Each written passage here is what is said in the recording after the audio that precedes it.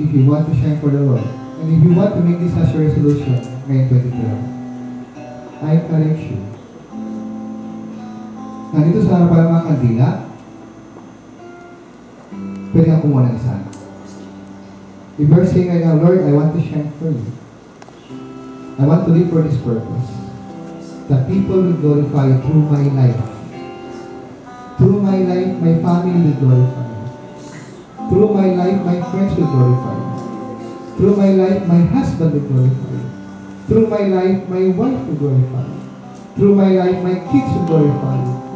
Through my life, ang mga kaaway ko mismo pa rin mag-glorify sa inyo. My brother in the Lord, my sister in the Lord, aming kaibigan sa Panginoon. Andito mga kandila sa harapan. And I don't want to push you. I don't want to pull you. But I want the Holy Spirit to speak to you right now. And I want God to really talk to you right now. If God is calling you this evening to shine for Him, ito mga kandila, you can move forward. Go out from your seat, kuha ng isa, and go back to your chair. If there's anyone who wants to commit to the Lord at mga kandila, it is here. Pupunta yung isa. And Lord, as I get this candle, I have this prayer in my heart.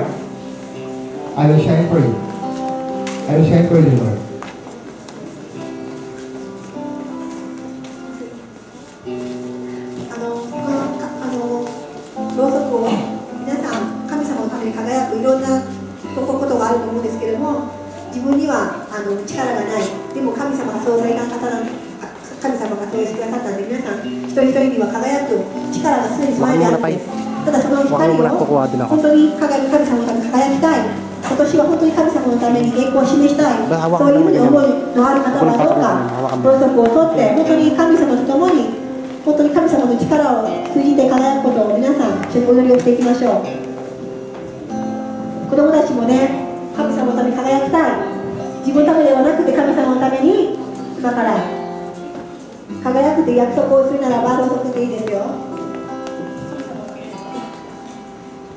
Sige po, I would just like the kids to refrain from lighting a candle. If they don't naunawaan nila, it's okay. It's okay. Kasi this is a commitment. And I would like it to be pure. Kung naiintindihan ng bata, yes, light the candle ng bata. If not, then they can have the candle, but please don't let them light the candle. If they don't understand it yet. Kasi I don't want them to do something na they don't understand. As mature Christians, po,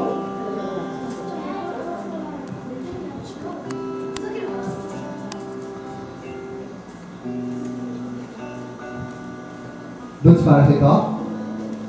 Are you going to light a candle? Para kay Dudes.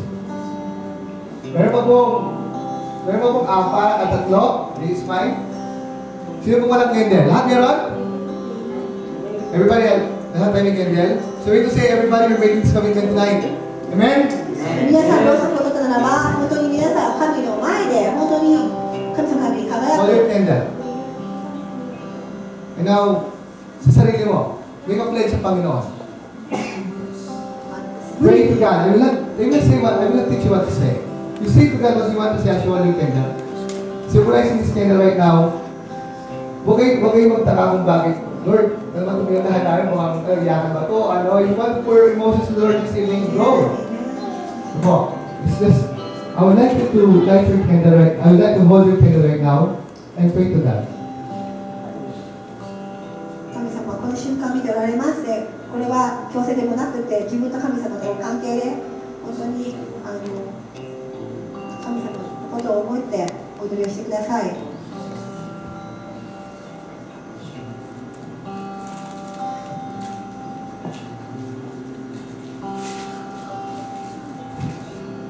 To those who know this song, please join me singing.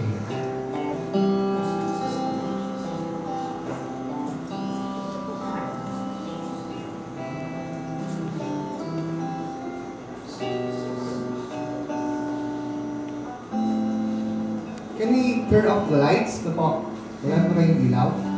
And let this candle, the light ng candle natin to shine. And as we light our candles, Let's sing this song. Pass it on. It only takes a spark to get a fire going. Soon all those around it warmly is glowing. How it is with God's love. Last light, once you experiencing, it's spread alive to everyone. You want to pass it on.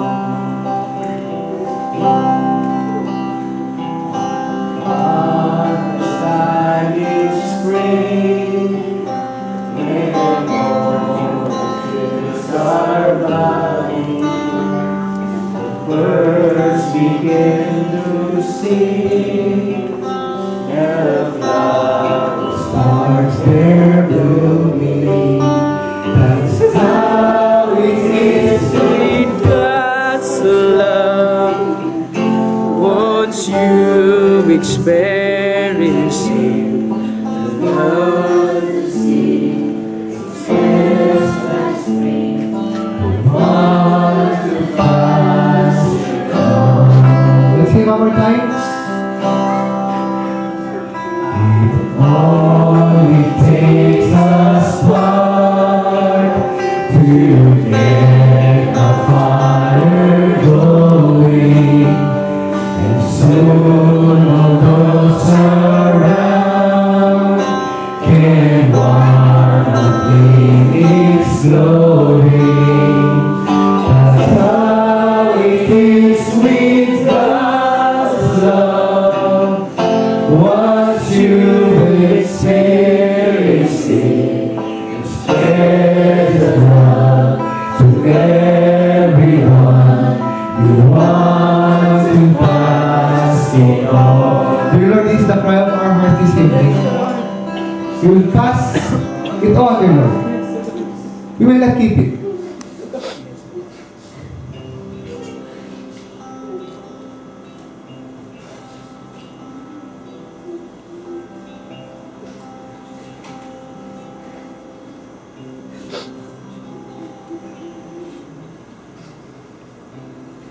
Panginoon, sa bawat taong dadaan po sa buhay namin, pray.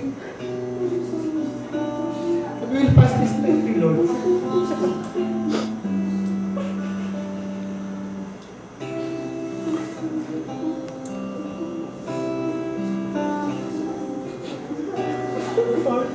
So many times we are so guilty, dear Father, by this life.